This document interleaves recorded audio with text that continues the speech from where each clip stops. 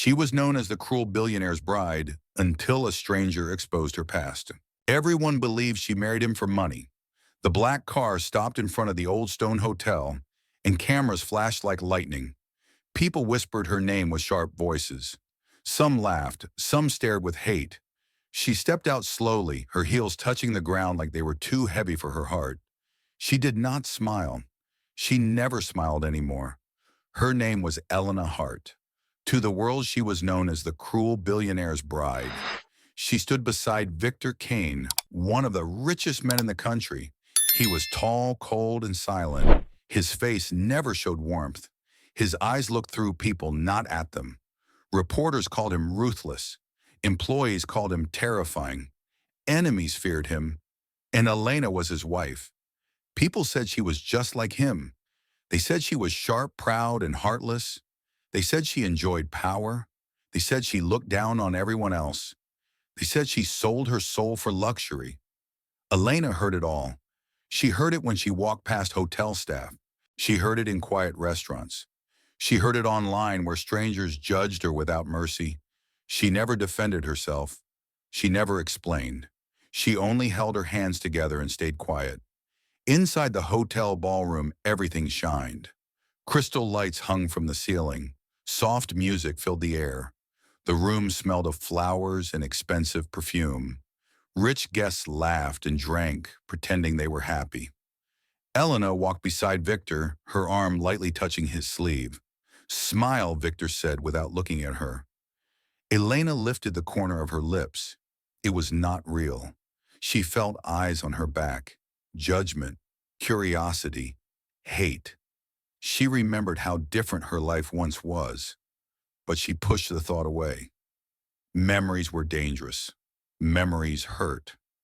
At the far end of the room, she saw a group of women watching her closely. One of them leaned forward and whispered something. They laughed quietly. Elena knew what they were saying.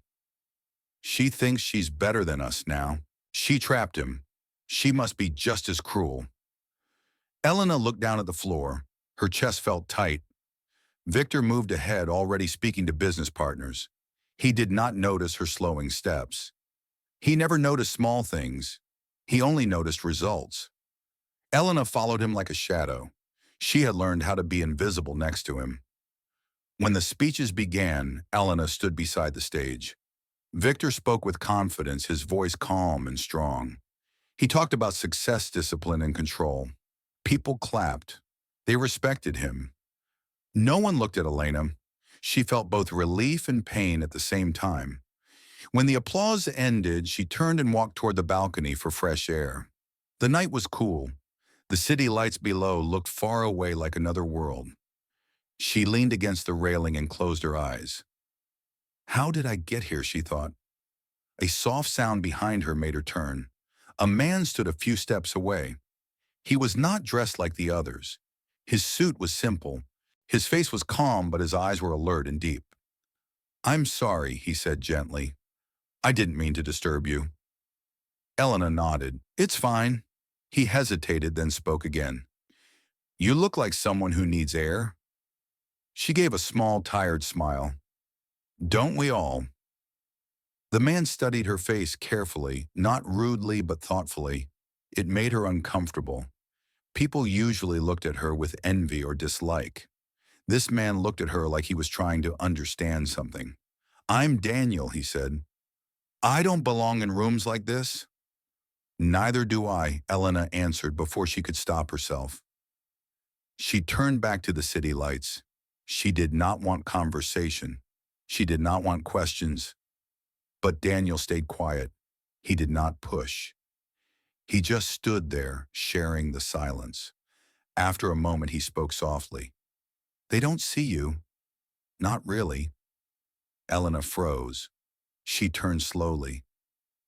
"What did you say?" Daniel met her eyes. "They see a story they like, not the truth." Her heart began to beat faster. "You don't know me." "No," he said, "but I know pain, and I know masks." Elena felt a sudden rush of fear. She stepped back. "You should go." Daniel nodded, but before leaving he said something that made her blood run cold. Your past hasn't disappeared, he said quietly. It's only been waiting. Elena watched him walk away into the bright room, disappearing among rich strangers. Her hands began to shake. Who was he, and how could a stranger know what everyone else had forgotten? She stayed on the balcony long after the music ended, staring into the dark city, feeling something she had not felt in years. Fear. The next morning, Elena woke up before the sun. She lay still in the huge bed, staring at the ceiling. The room was quiet but not peaceful. The air felt heavy, like the house was holding its breath. Victor's side of the bed was empty. It often was. Elena listened for movement. Nothing. Then she heard the distant sound of running water from the bathroom down the hall. Victor was already up, already in control of his day. Elena slowly sat up and wrapped the sheet around her body. The silk felt cold against her skin. She looked at her hands. They were pale and still. Her fingers used to be rough once. She used to work with them. Now they only held expensive things that did not belong to her. She got out of bed and walked barefoot across the polished floor. The mansion was too large, too quiet. She could walk for minutes and still not see another person. It was not a home. It was a place where she existed. In the closet, dozens of dresses hung in perfect order. Shoes lined up like soldiers. Jewelry sat in velvet boxes. Everything looked like a museum. Nothing looked loved. Elena chose a simple cream sweater and dark pants. She tied her hair back and looked at herself in the mirror. Her face was calm, controlled, but her eyes looked tired. She remembered Daniel's words from the night before. Your past hasn't disappeared. It's only been waiting. She swallowed and turned away. Downstairs, the kitchen staff moved quietly. They greeted her with polite voices. Good morning, Mrs. Kane. Elena nodded. Good morning. The head housekeeper, Marla, stood near the counter. She was in her late 50s, always neat, always careful. She had worked for Victor long before Elena came. Would you like breakfast in the dining room? Marla asked. Elena looked toward the dining room. It was a long table with chairs that could fit a small wedding party. Elena would sit at one end alone, while Victor often ate standing up reading emails. No, Elena said softly. Just coffee, please. Marla nodded and signaled a young worker. In seconds, coffee was placed in front of Elena. Elena held the warm cup with both hands. She stared at it, not drinking. Marla watched her for a moment, then spoke carefully. You were out late last night. Elena's grip tightened. Yes, there was an event. Marla lowered her voice. People were talking. They always talk. Elena forced herself to sip the coffee. It tasted bitter. I'm used to it, Elena said. Marla didn't look convinced. Still, you shouldn't carry it all alone. Elena's throat tightened. Marla's tone sounded almost kind, but it also sounded like a warning. Kindness in this house was rare. Sometimes it was even dangerous. Elena set the cup down. I'm fine. Marla looked away. Of course, Elena knew how this worked. In Victor's world, people watched each other. Staff heard things. Staff reported things. Marla did not need to be cruel to hurt her. She just needed to remember who paid her salary. Elena left the kitchen and walked into the wide hallway. Tall paintings hung on the walls. Victor's family, old faces in old suits, eyes that judged from frames. She stopped in front of one painting, Victor's father, a hard mouth, sharp eyes. Elena remembered the first time she met Victor's father years ago. The man had looked at her like she was dirt on his shoe. She's not our kind, he had said. Victor had not defended her. He had only smiled coldly and said, she will be useful. Elena's chest tightened as she walked away. Her daily life was a routine of silence and control. Even her freedom had rules. At 10, she had a charity meeting. At 12, a fitting. At 2, a lunch with a board member's wife. Every hour was planned. She didn't plan it. Victor's assistant planned it. Her phone buzzed. A message appeared. Kara, Victor's assistant car, will be ready in 20 minutes. Today's schedule attached. Victor expects you to attend the foundation meeting at 10:30. Elena stared at the message. The word expects always made her feel small, like she was a tool, not a person. She typed back a simple reply. Elena, okay. She moved toward the small room she used as a private space. Victor called it her office, but it was really a place to keep her busy. It had shelves of books she did not read and a desk she rarely used. She closed the door and sat down. For a moment, she let her shoulders fall. Then, without meaning to, she whispered, Daniel. His face came back in her mind. Calm, serious, not impressed by money, not afraid. And the way he had looked at her, like he knew something. Elena stood up suddenly and began to pace. It didn't make sense. No one from her past had ever come near Victor's world. She had made sure of it. She had buried everything. She had changed her name. She had erased every trace she could.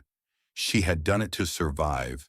But Daniel's words felt like a hand reaching into a locked box. Elena pressed her fingers to her lips and tried to breathe. Maybe he was just guessing, she told herself. Maybe he says that to many people. Maybe it means nothing. Yet her body didn't believe it. The memory came without permission. A different room, smaller, cheap walls, cold air, a young Elena sitting on the floor with her knees pulled to her chest, a man shouting nearby, a door slamming, tears falling silently. Elena shut her eyes hard and forced it away.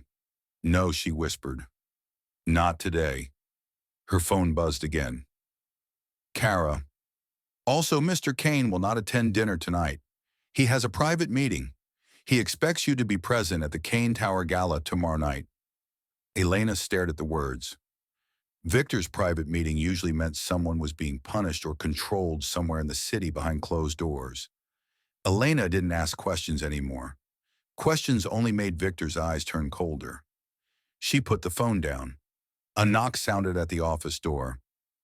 Elena, a soft voice called. It was Nora. Nora was one of the younger house staff around Elena's age. She was the only one who sometimes looked at Elena with real emotion, not fear or distance. Nora carried laundry sometimes or flowers, and she always moved quietly like she didn't want to be noticed. Yes, Elena called. Nora stepped in slowly. I brought the mail. And something else. Elena's stomach tightened. What is it? Nora hesitated and held out a thick envelope. This was delivered by hand this morning. The man said it was important. Elena took the envelope carefully. There was no stamp, no return address, only her name written in neat handwriting. Elena Hart Kane. Her fingers felt numb as she opened it. Inside was a single folded paper. Elena unfolded it and read, I know who you were before you became Mrs. Kane. We need to talk.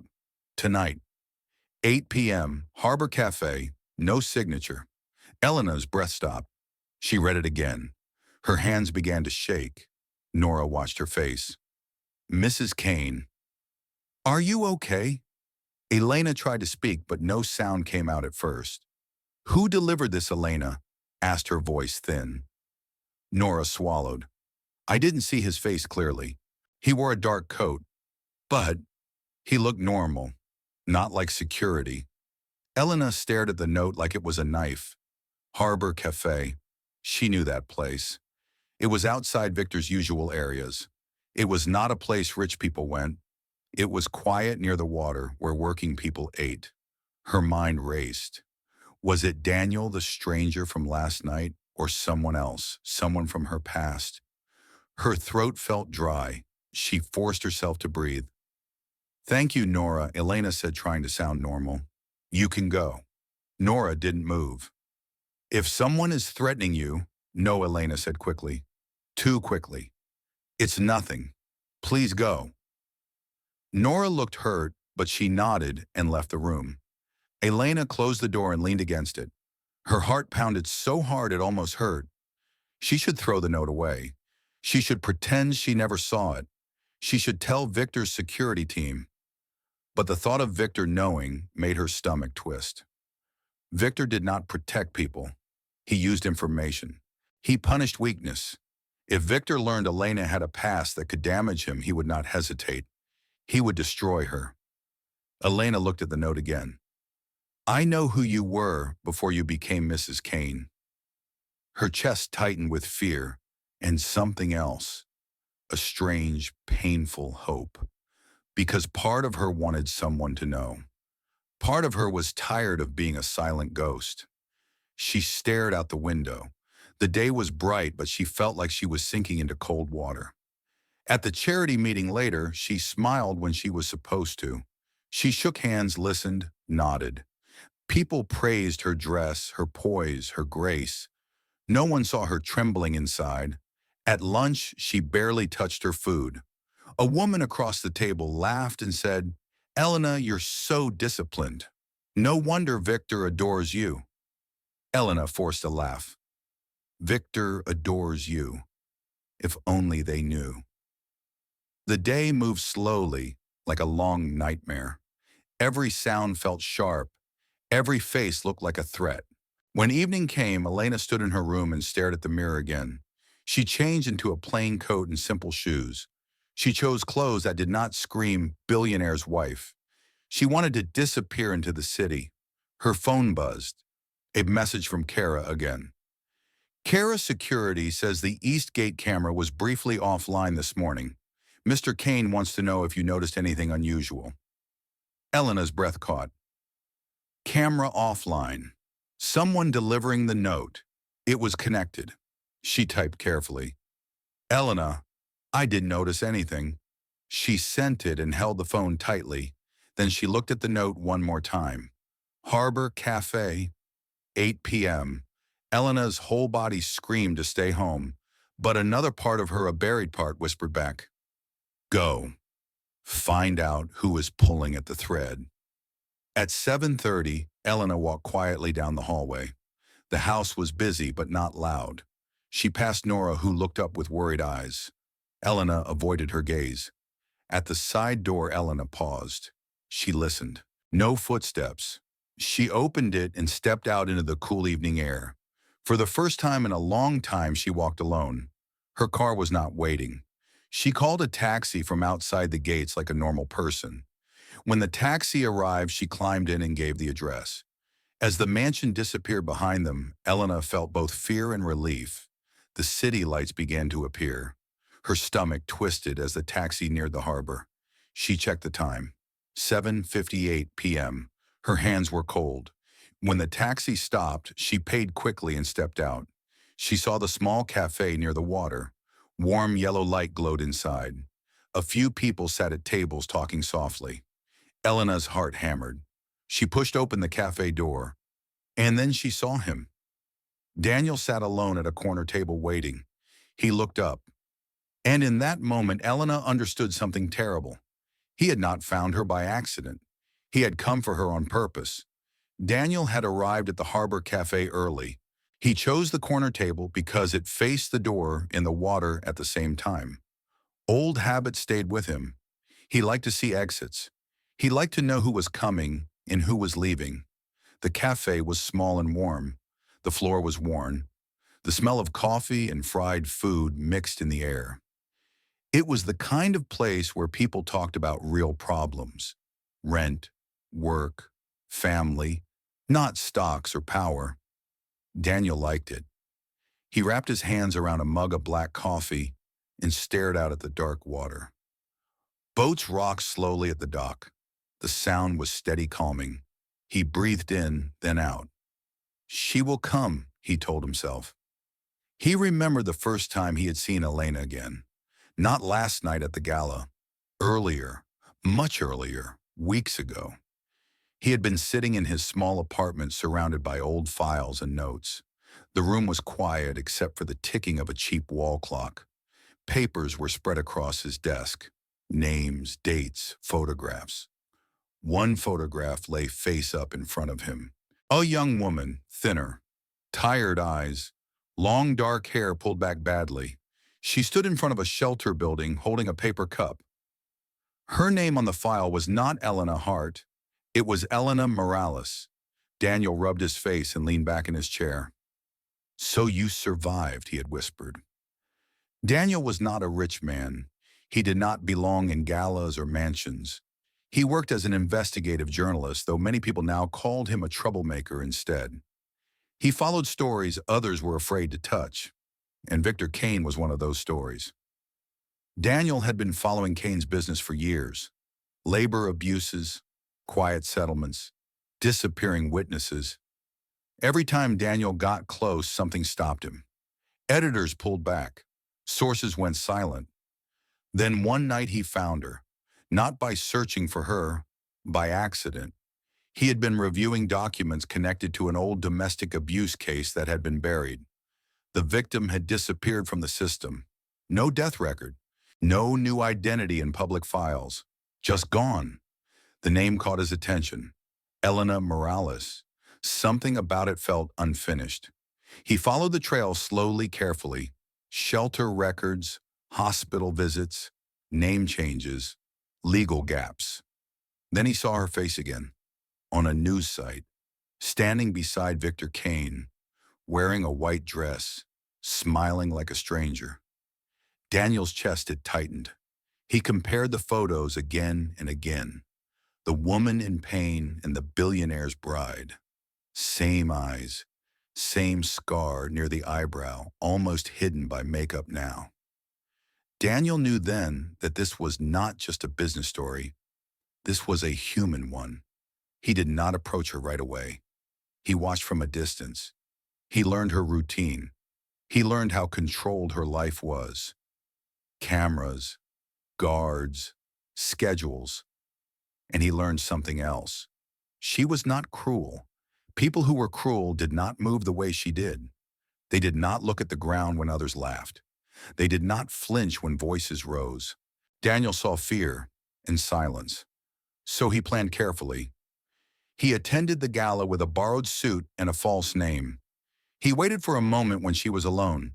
He spoke just enough to test the truth, and the way she reacted had confirmed everything. Fear, recognition, pain. Now he waited, watching the door. When Elena walked in, Daniel's breath caught for a second. Up close, she looked different from the woman in the magazines. Smaller, more fragile. Her coat was simple. Her eyes moved quickly, scanning the room. She looked like someone who expected danger. Daniel stood slowly. "Elena," he said quietly. She stopped a few steps away.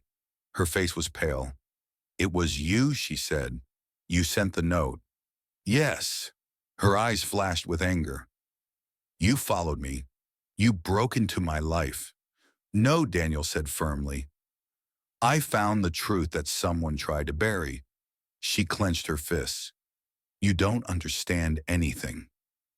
"Then help me understand," he said softly. She laughed once, bitter. "You think you can walk into my life and pull out secrets like files?" Daniel gestured to the chair across from him. "Please, sit." She hesitated. People nearby were watching casually. Nothing dramatic, just two adults talking. Slowly she sat. The silence between them was heavy. Daniel spoke first. "I know your old name." Her jaw tightened. "I know where you lived," he continued. "I know about the shelter. I know about the hospital visit that was never reported properly." Elena's hands trembled. She pressed them together. "Why are you doing this?" she asked. "Do you want money? A story, blackmail?" Daniel shook his head. "I want the truth, and I want you safe." She stared at him. "Safe." Her laugh was cold. "No one is safe near Victor Kane." Daniel nodded slowly. "That's why I'm here." Elena leaned forward. Her voice dropped. "If you print anything about my past, he will destroy me. He will destroy you too." "I know the risk," Daniel said. "But I also know that silence protects the wrong people." Elena's eyes filled with tears, but she did not let them fall. "You think I chose this life," she whispered. "You think I woke up one day and decided to marry a monster?" Daniel did not interrupt. She swallowed hard. "I ran from something worse, or so I thought." For a moment, the strong image the world believed in cracked. Daniel saw the woman underneath. I'm not here to hurt you, he said. I want to expose Kane, but not by using you as a weapon. Elena shook her head. You don't get it. I am already a weapon. He owns my name, my face, my future. Daniel leaned back. Then help me show the world who he really is, and who you really are. She looked away toward the water outside the window. The lights reflected like broken lines. I tried to disappear, she said quietly. I tried to become someone else. Daniel's voice softened. You can't erase pain by changing your name. She looked back at him, eyes sharp. And you can't fix everything by telling the truth. They stared at each other. Daniel saw the fear in her, the exhaustion, the loneliness. He also saw something else, strength. You don't trust me, he said. No, Elena replied honestly. But you came, he said. She said nothing. The waiter came over, sensing the tension. Can I get you anything? Elena shook her head. No. Daniel ordered another coffee. When the waiter left, Elena spoke again. If Victor finds out we met, he will ask questions. Let him, Daniel said. I'm not hiding. You should, she said. People who don't hide get hurt. Daniel met her gaze. So do people who stay silent. Elena stood suddenly. Her chair scraped the floor. This was a mistake, she said. Stay away from me. She turned to leave. Elena, Daniel called. She paused but did not turn. I won't publish anything without you, he said. But I won't stop digging either. She slowly looked back at him. Why, she asked. Why risk everything for a woman you don't even know? Daniel's voice was quiet but firm. Because someone should have helped you back then. And no one did. Her breath caught. For a second, the cafe faded away. She saw herself younger, crying unheard. Then the moment passed. Elena walked out into the night. Daniel stayed seated, watching her disappear. He knew she would not sleep that night. He also knew this was only the beginning. Because Victor Kane did not lose control easily, and Elena's past was no longer buried. It was moving toward the surface, whether she was ready or not. Somewhere across the city, Victor Kane sat in his office staring at a security report, a camera outage, an unregistered taxi, a gap in Elena's schedule. Victor's lips curved into a thin smile. Find out who she met, he said. And the game began. Elena did not sleep. She lay in the dark, staring at the wall, listening to the distant hum of the city. Every sound felt sharp. Every shadow looked like danger. Daniel's words played in her mind again and again. Someone should have helped you back then. She turned on her side and pressed her hand against her chest, trying to slow her breathing. At dawn, her phone vibrated. A message from Victor. Victor, we need to talk. 2 hours later, Elena sat across from him in his private office at Kane Tower. The room was cold and precise, just like him. Dark wood, clean glass, no personal photos, no warmth. Victor stood near the window, his back to her. He looked down at the city like he owned it. You left the house last night, he said calmly. Elena kept her face still. Yes. You didn't use the driver? No. You didn't tell security? No. Victor turned slowly. Why? Elena met his eyes. She had practiced this moment all morning. I needed air, she said. I felt watched. Victor studied her. His eyes were sharp, searching. And did you enjoy your air, he asked. Elena forced herself not to react. It helped. Victor walked closer. He stopped in front of her desk. You know what I don't like, he said quietly. Elena waited. Surprises, Victor said, and secrets. Her heart pounded, but she kept her voice steady. I don't have secrets from you. Victor smiled slightly. Everyone has secrets, Elena. The question is who controls them. He leaned forward, resting his hands on the desk. My people tell me you were seen near the harbor. Elena's stomach tightened. That area is public. Victor's smile disappeared. So is your face. Silence filled the room. Victor straightened. You will attend the gala tonight. You will smile, and you will not wander. Elena nodded. Of course, Victor paused, then added, and you will tell me if anyone contacts you. Elena felt her throat tighten. If they do. Victor turned away, already finished with her. You may go. Elena stood and walked out, her legs shaking. Outside, she leaned against the wall for a moment, breathing hard. She knew Victor suspected something. She also knew he would not wait long. That afternoon, Elena made a decision, a dangerous one. She messaged Daniel. Elena, we need to talk again. Somewhere safer? The reply came quickly. Daniel. I was hoping you'd say that.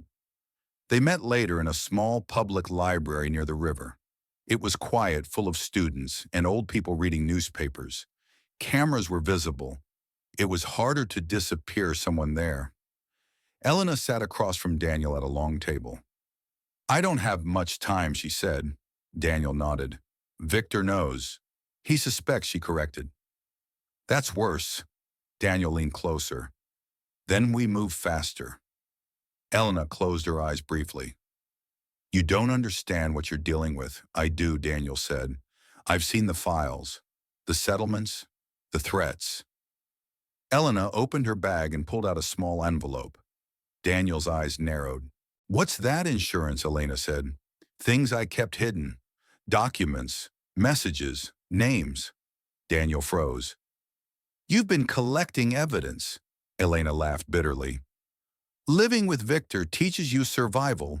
She slid the envelope toward him. If anything happens to me, she said, you release everything. Daniel's jaw tightened. Elena, you promised not to use me, she said. This is me choosing. Daniel took the envelope slowly. His hands shook slightly. This could destroy him, he said. It already should have. Elena replied. They sat in silence. Then Elena stood. There's one more thing, she said. Tonight at the gala, Victor will announce a new foundation project. Daniel looked up. Why does that matter? Because it's a lie, Elena said. It's a front. And I have proof. Daniel's eyes hardened. Then tonight matters. Elena nodded. Very much. That evening, the gala was even larger than the last one. Elena arrived beside Victor, dressed in black. Cameras flashed. Smiles appeared and disappeared. She felt like she was walking into a storm. Victor held her arm firmly, too firmly. You look beautiful, he said without warmth. Thank you, she replied.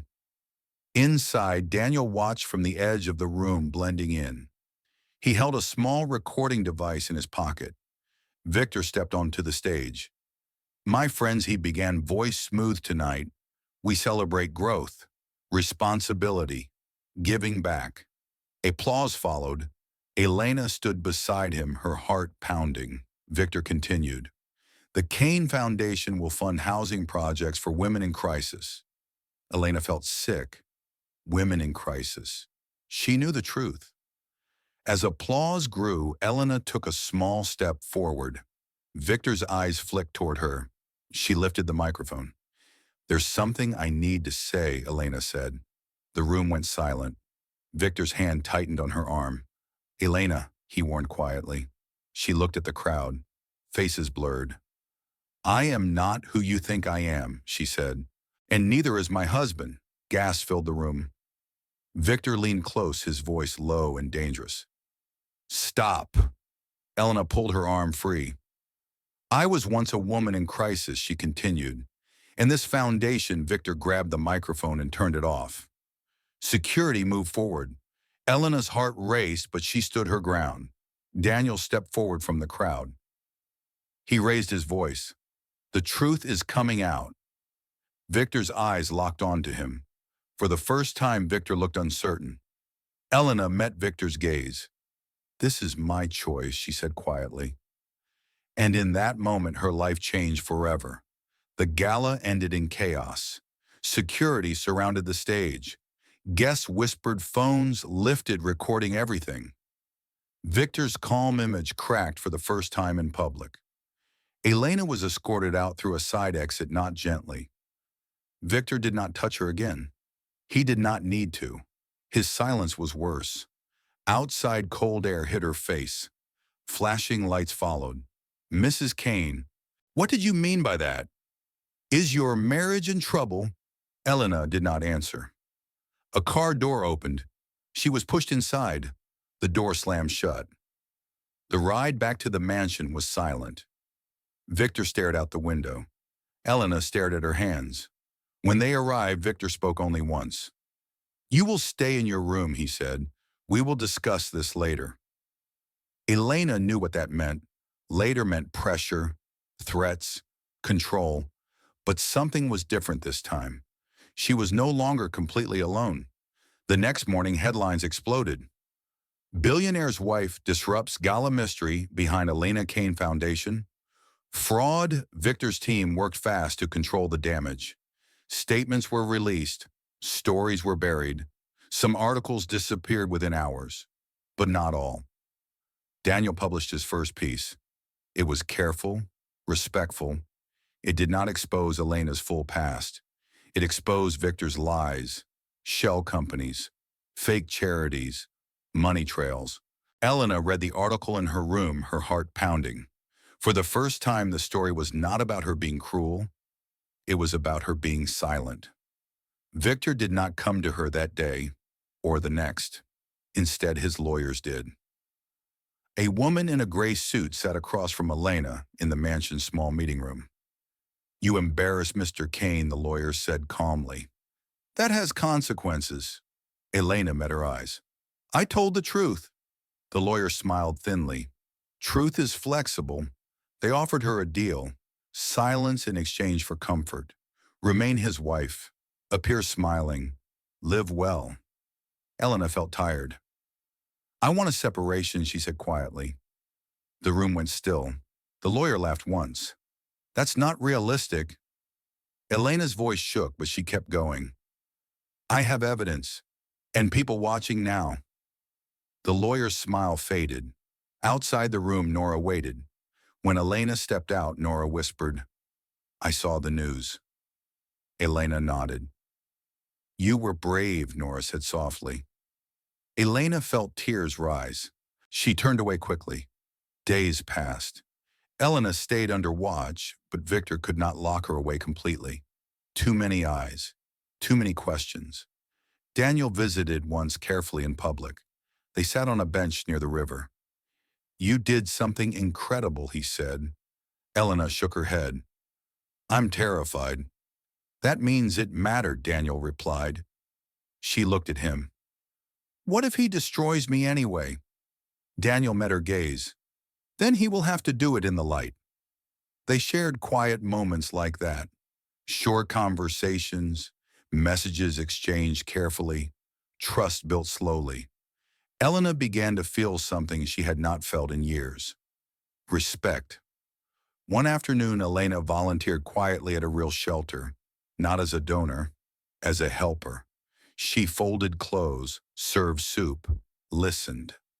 A young woman with bruised hands looked at her and asked, Are you really her? Elena nodded. The woman smiled weakly. Thank you for speaking. Elena stepped outside afterward and cried, but tension remained. Victor watched from a distance, and he did not forgive. One night Daniel called Elena, his voice tight. He's coming for me, Daniel said. Legally, personally. Elena's chest tightened. This is my fault, she said. No, Daniel replied. It's the cost of truth.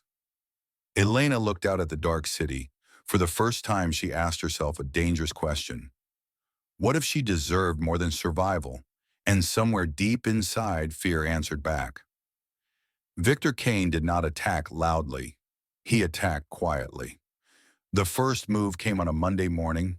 Daniel woke up to 3 missed calls and an email from his editor. Editor legal team says we're under serious threat. Kane's lawyers are filing multiple claims. We're suspending your access until this is reviewed. Daniel sat on the edge of his bed phone, in his hand jaw tight. They were cutting him off. By noon, his bank account was frozen.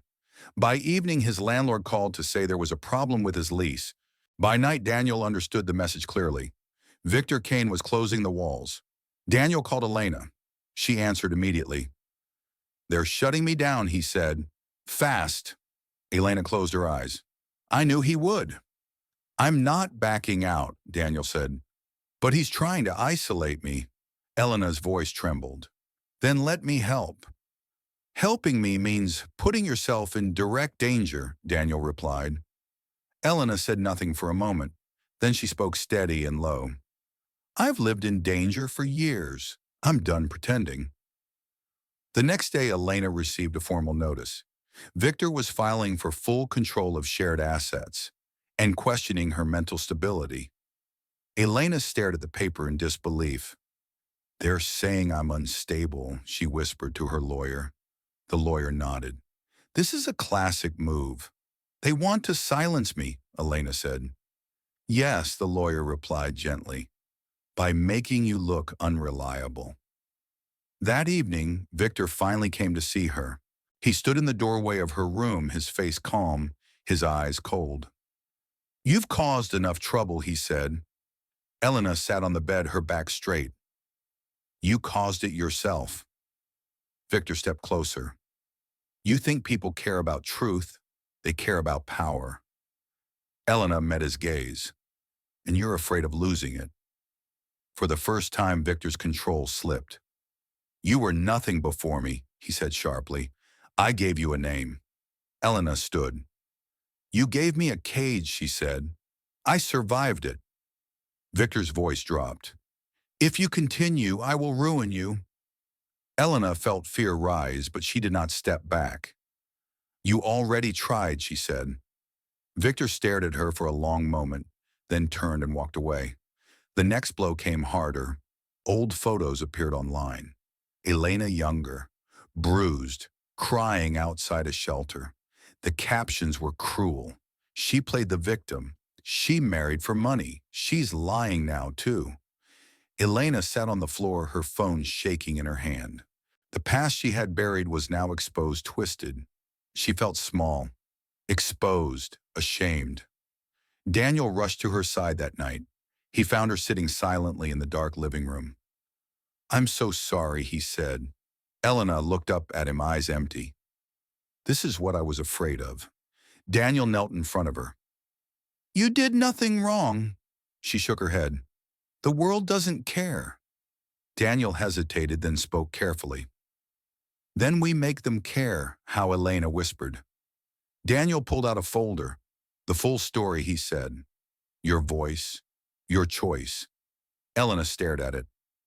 "If I speak," she said, "there's no going back." Daniel nodded. "I know." She thought of the shelter, the young woman with bruised hands, Nora's quiet support, her own reflection in the mirror, tired of hiding. She took a deep breath. "Let's do it," Elena said. The interview was scheduled for a live broadcast. Victor tried to stop it. Court orders, threats, calls. They failed. The studio lights were bright. Elena sat in a simple chair, hands folded. The host looked at her gently. "Why now?" Elena took a breath. "Because silence almost destroyed me," she said. She spoke slowly, simply, about fear, about survival, about control disguised as protection. She did not beg for sympathy. She told the truth. When it ended, the room was silent. Across the city, Victor watched the screen, his face dark. For the first time, he had lost control of the story, and Elena felt something shift inside her. Not victory, freedom. The days after the interview felt unreal. Elena woke each morning expecting the world to collapse again. But instead, something else happened. People listened. Messages flooded in. Women, men, strangers. "Thank you for saying what I couldn't. I thought I was alone. Your story saved me." Elena read them slowly, her hands shaking, tears falling freely. She had never allowed herself to believe her voice mattered. Victor Kane's name began to change in public. Investigations reopened. Former employees spoke. Old settlements were questioned. Investors pulled back quietly. The mansion emptied. Staff left one by one. Not dramatically, just gone. Nora hugged Elena tightly before leaving. "You're not alone anymore," Nora whispered. Elena nodded, crying into her shoulder. Victor did not contact Elena again. Not directly. The lawyers did. A clean separation. No public fight. No more threats. He had lost too much power to continue openly. Elena signed the papers with calm hands. She moved into a small apartment near the river. It was quiet. It was hers. The first night there, she slept deeply. Daniel visited often, always respectfully, always careful. One evening, they cooked together in her small kitchen. "It's not fancy," Elena said. "It's real," Daniel replied. They talked about small things, food, books, silence. At one point, Elena looked at him and said softly, "You stayed." Daniel smiled. "You were worth it." She felt warmth rise in her chest. Not rush, not fear. Something steady. Healing took time. Some days were heavy. Some nights were loud with memories. But Elena learned to breathe through them. She volunteered regularly now. She listened more than she spoke. One afternoon, she stood by the water watching boats drift. Daniel stood beside her. "What happens next?" he asked. Elena thought for a moment. "I live," she said. He nodded. The wind moved gently across the river. For the first time, Elena felt calm. Not because everything was perfect, but because she was finally free, and she knew she would never be silent again. Months later, the city no longer whispered Elena's name with cruelty. They spoke it with understanding. She was no longer introduced as anyone's wife. She was Elena. On quiet mornings, she walked to the cafe near her apartment and ordered the same simple coffee. The owner knew her order. No cameras waited outside. No guards followed her steps. She liked the ordinary rhythm of life. Sometimes people recognized her. Some smiled. Some nodded with respect. Some said nothing, and that was okay too. Daniel published his final piece on Victor Kane when the investigation officially closed. He did not celebrate. He simply closed his laptop and let out a long breath. That night he met Elena by the river. The water reflected soft lights. The air was cool. "It's over," he said. Elena nodded. "It is." They stood side by side in silence. After a moment, Elena spoke. "I used to think survival was enough," she said. "Now I know it was only the beginning." Daniel looked at her. "You rebuilt yourself." She shook her head gently. "I remembered myself." She turned to face the water again. The past no longer chased her. It stood behind her, quiet, finally at rest. And somewhere, someone watching this story would feel less alone. Because one voice spoken at the right moment had changed everything.